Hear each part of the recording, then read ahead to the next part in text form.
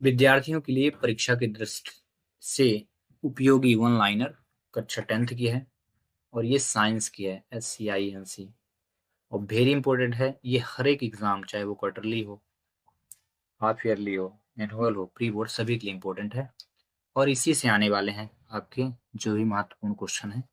तो one by one chapter को हम स्टडी करेंगे क्योंकि ये काफी लंबी होने वाली वीडियो, कोई एक्स्ट्रा नहीं बनाएंगे। तो आज हम पहले चैप्टर को देखते हैं, ठीक है। चलिए पाठ 1 में रासायनिक अभिक्रियाएं एवं समीकरण। तो रासायनिक अभिक्रिया संपन्न होने की पहचान क्या है? देखिए, अवस्था में परिवर्तन, रंग में परिवर्तन, गैस का निकलना और ताप में परिवर्तन। तीनों चीजें आप तीनों चीजों से आप पहचान कर सकते हैं कि रासायनिक परिवर्तन, रासायनिक अभिक्रिया संपन्न होती है कि नहीं। पहला टॉपिक, मैग्नीशियम रिबन का दहन करने पर किस प्रकार का प्रकाश उत्सर्जित होता है? तो ये आंसर श्वेत चमकदार लौ। रासायनिक अभिक्रिया में भाग लेने वाले पदार्थ क्या कहलाते हैं? कारक। Very important, very very very important, 2 अंक आएगा अगर आता है। रासायनिक अभिक्रिया में बनने वाले पदार्थ को क्या, उत्पादी क्वेश्चन आ चुके हैं। रासायनिक अभिक्रिया में भाग लेने हुआ बनने वाले पदार्थ के संकेतों के रूप में लिखने को क्या कहा जाता है? तो रासायनिक समीकरण याद रखें। अगला, मैग्नीशियम के दहन का रासायनिक जो समीकरण लिखना है वो क्या होता है? ये फार्मूला है रासायनिक मैग्नीशियम दहन के लिए, 2Mg+O2 बिलोंग्स टू MgO, ठीक है। अगला, निम्नलिखित अभिक्रिया में अभिकारक उत्पाद की पहचान कर उनके नाम लिखना है। तो ध्यान रखें, इधर जो सीरीज होती है अभिकारक होती है और इधर क्या होती है? उत्पाद। तो ये देखिए यहाँ पे बना भी दिया है, आप देख सकते हैं।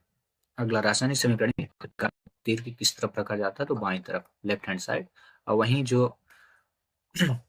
उत्पाद के पहले जो होता है दाईं तरफ रखा जाता है। रासायनिक अभिक्रिया में अभिकारकों को बाईं तरफ और उत्पाद को दाईं तरफ, राइट हैंड साइड, ठीक ना। जैसे यहाँ पे देखो, ये लेफ्ट हैंड साइड है और ये क्या है? Right hand side. तो ये इधर हो गया आपके अभिकारक, इधर हो गया उत्पाद।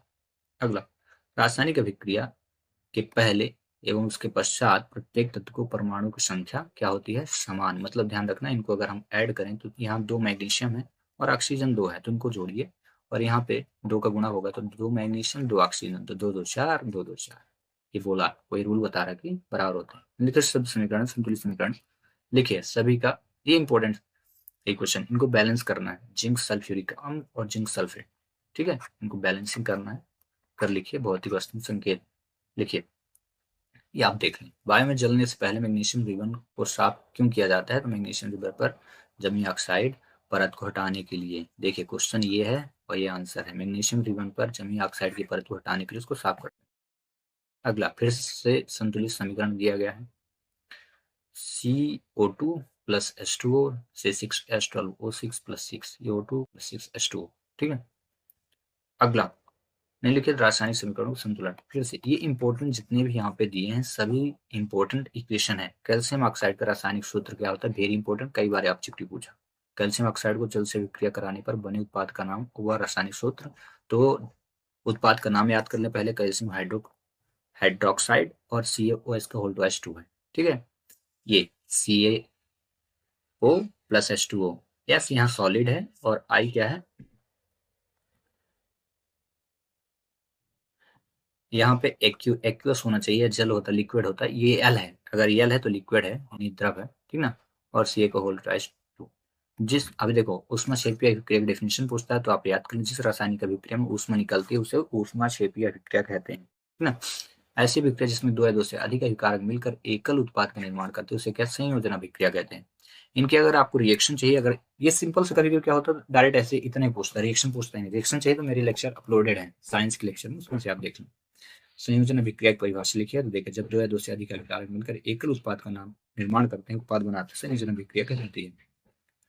अब रासायनिक अभिक्रिया के कितने प्रकार होते हैं? देखिए, संयोजन अभिक्रिया, वियोजन अभिक्रिया, विस्थापन अभिक्रिया, द्विविस्थापन अभिक्रिया, सभी ये प्रकार हैं। अब एक एक करके आप इनको समझे। रासायनिक अभिक्रिया के प्रकार लिखिए। कैल्शियम ऑक्साइड की जल से क्रिया संयोजन अभिक्रिया कहलाती है। हाँ, ये एक चीज याद रखना, पिछले साल के पेपर में ऐसे ही आया था, रिएक्शन दिए थे और रिएक्शन को बताना था कौन सी अभिक्रियाएं थी, उनके नाम बताना था। जुड़ना संयोजन अभिक्रिया है। देखो, कैल्शियम और ऑक्सीजन आपस में जुड़ा और एक नए नए यौगिक का निर्माण, एक नए उत्पाद का निर्माण किया, तो क्या हो गया? संयोजन अभिक्रिया। देखो, 2 या 2 से अधिक अभिकारक मिलकर एकल उत्पाद बनाते हैं, एक उत्पाद बना दिया, gas, carbon dioxide gas. Hydrogen तथा ऑक्सीजन मिलकर जल का निर्माण करते हैं, ये संयोजन अभिक्रिया है। प्राकृतिक गैस को दहन का रासायनिक समीकरण लिखकर उसमें क्षेपी अभिक्रिया है। ये देखो ऊष्मक्षेपीय अभिक्रिया का ये रिएक्शन है।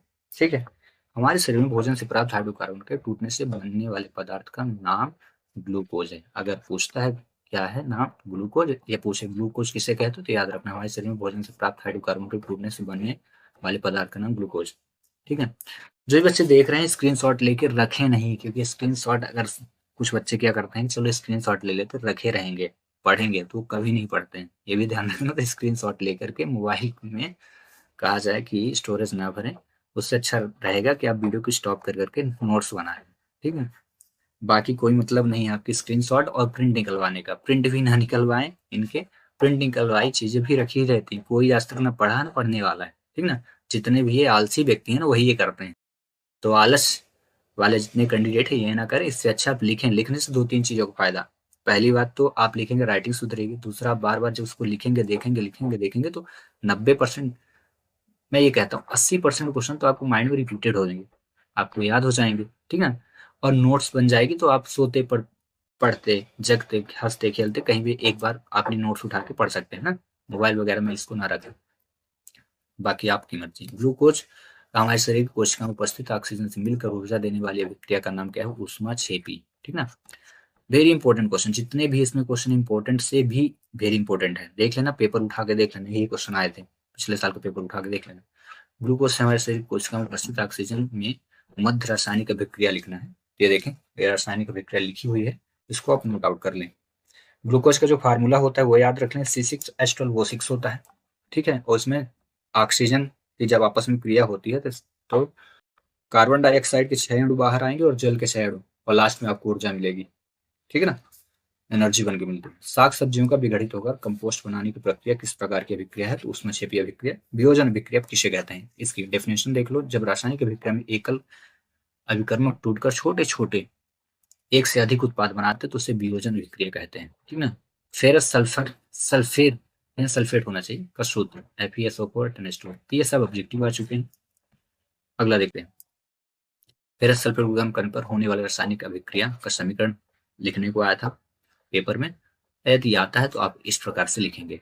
ठीक है, चूना पत्थर का रासायनिक सूत्र और नाम CaCO3, कैल्शियम कार्बोनेट को चूना पत्थर कहते हैं। कैल्शियम कार्बोनेट को उष्मा देने पर होने वाली अभिक्रिया रासायनिक समीकरण द्वारा बताना है, तो CaCO3 ये वियोजन, वियोजन का मतलब होता है टूट के बिखर जाना। तो ये देखो एक यौगिक था, इसको जो हम तोड़े तो Fe अलग हो गया, SO4 अलग हो गया, देखो SO4 अलग हो चुका है, SO4 SO2 में कन्वर्ट हुआ, SO4 नहीं था, 4 दूनी 8 था, तो इसके ऑक्सीजन 8 अणु थे, तो 3 यहाँ गए 2 यहाँ गए और ये 3, तो ये सभी वियोजन अभिक्रिया के रिएक्शन, जो भी आपको सही लगे उसको याद कर लो। कैल्शियम कार्बोनेट ये था, देखो वियोजन अभिक्रिया जैसे ही हुई, गर्म किए तो टूट गया, और टूटने के बाद कैल्शियम ऑक्साइड बाहर, कार्बन डाइऑक्साइड बाहर।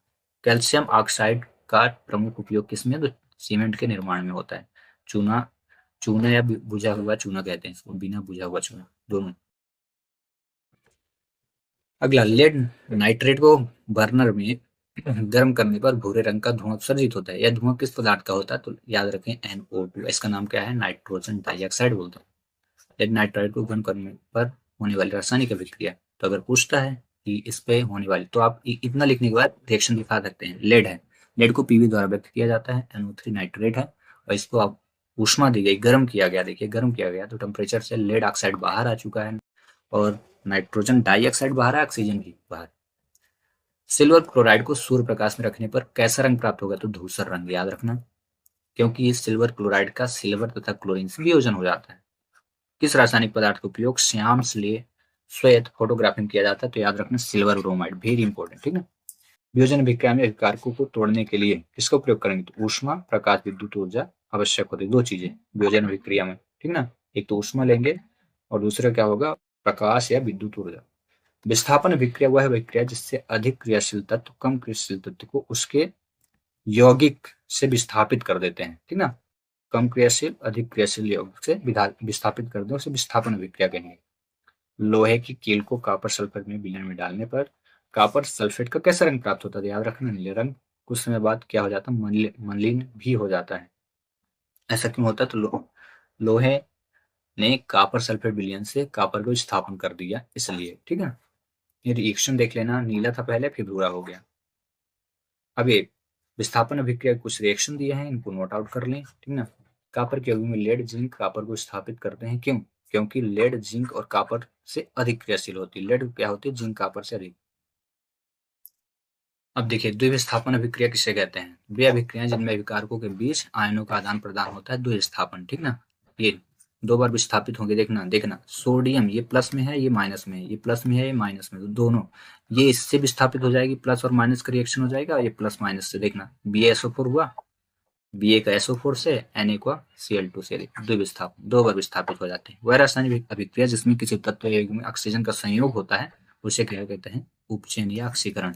इसकी डेफिनेशन हो गई। अब इसका रिएक्शन भी आपको मिल जाएगा। देखो उपचयन या अपचयन के दो। ऑक्सीजन ये देखो ऐड हुआ, ऑक्सीजन अगर ऐड हो रहा है तो क्या होगी? उपचयन, उसे ऑक्सीकरण भी होता है। वह रासायनिक विधि जिसमें किसी तत्व या यौगिक में हाइड्रोजन का संयोग या ऑक्सीजन का ह्रास होता है अपचयन अभिक्रिया कहते हैं। ये उपचयन का है। ऑक्सीजन का संयोग हो रहा है, इसमें ऑक्सीजन का ह्रास, एक में उपचयन में ऐड की जाएगी ऑक्सीजन और इसमें माइनस ऑक्सीजन होती है। ठीक ना? जबकि इसमें ऐड क्या होता है? हाइड्रोजन। तो ध्यान रखना ये उपचयन क्यों हुआ? क्योंकि इसमें ऑक्सीजन ऐड हो रहा है। ये अपचयन का रिएक्शन है, ये इसमें हाइड्रोजन ऐड हो रहा है। इतना याद रखना है, एक में ऑक्सीजन ऐड होगा, एक में हाइड्रोजन। अब ऐसी अभिक्रियाएं जिनमें उपचयन अपचयन दोनों होता है उसे रेडॉक्स अभिक्रिया कहते हैं। दोनों साथ साथ होंगी, मतलब ऑक्सीजन भी ऐड होगी और हाइड्रोजन, ऑक्सीजन का ऐड होगा, ऑक्सीजन एक में ऐड एक में लॉस। ठीक ना? ये हाइड्रोजन ऐड और हाइड्रोजन लॉस। जिसमें ऑक्सीजन ऐड होगी तो हाइड्रोजन का लॉस होगा। चल रहा है, आगे देखते हैं। तो इसमें CuO plus H2 belongs to C plus H2O, ZnO plus C, तो ये Zn प्लस CO दोनों रिएक्शन हो गए। तो इसमें एक उपचयन का है, एक अपचयन का, तो ये रेडॉक्स अभिक्रिया है। इसको आप नोट आउट कर लें। अब आते हैं इंपॉर्टेंट फैक्ट पे। ये भी सभी उपचयन अपचयन का जो भी आपको सरल रिएक्शन दिखे वो आप लिखें। ठीक ना? लोहे पर जंग लगना उदाहरण किसका? संक्षारण का। वेरी इंपॉर्टेंट क्वेश्चन एग्जाम में आ चुका है। चांदी की परत काली पड़ना क्या है? संक्षारण का उदाहरण है। तांबे की चमक मलिन पड़ना किसका उदाहरण है? संक्षारण का। संक्षारण, असंक्षारण किससे कहते हैं ये पढ़ लो आप। ठीक है? संक्षारण, अब देखो प्यार से। जब कोई धातु आसपास के अम्ल, आर्द्रता आदि के संपर्क में आने पर सतह, धातु का जो सतह होती है वो मलिन यानी गंदी, काली हो जाती है, संक्षारित होने लगती है, तो इस घटना को क्या बोलते हैं? संक्षारण बोलते हैं। तो संक्षारण की डेफिनेशन लिख लेना। और रही बात उदाहरण के, तो लोहे पर जंग लगना, चांदी की काली परत पड़ना, तांबे की चमक मलिन होना। तैलीय खाद्य सामग्री को जब लंबे समय तक रखने पर गंध या स्वाद बदल जाता है तो उसे क्या कहते हैं? उसको बोलते हैं विकृत गंधिता, इसी को बोलते हैं। तो ये सभी आ चुके हैं 2-2 नंबर के क्वेश्चन में, तो इनको याद कर लेना। तैलीय खाद्य, तेली खाद्य सामग्री मतलब तेल से युक्त जब खाद्य सामग्री बनाया जाता है और बहुत दिन होते हैं, जैसे अचार वगैरह बनाते हैं।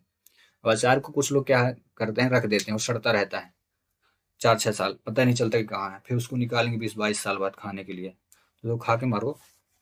तो ये लिखा ना, तैलीय खाद्य सामग्री को जब लंबे समय तक रखने पर गंध व स्वाद बदल जाते हैं, उसकी जो स्मेल वगैरह सब चेंज हो जाता है। ठीक है? दोनों टेस्ट भी चेंज हो जाता है, उसे क्या बोलते हैं? विकृत गंधिता। अलग अलग प्रकार की गंध, जब बनाया तो उस समय उसका स्वाद और गंध दोनों ही अलग थी, अब कुछ समय बाद चेंज हो जाती है। ठीक है? तो ये पहला चैप्टर हुआ कंप्लीट। क्या है कि एक ही चैप्टर में इतना लंबा वीडियो गया कि हम अगले चैप्टर को ऐड नहीं किए, तो हम हर एक चैप्टर को ऐड करेंगे 1 बाय 1 करके। तो हम दूसरे चैप्टर अम्ल क्षार एवं लवण को नेक्स्ट वीडियो डिस्कस करेंगे। तब तक के लिए मिलता है नेक्स्ट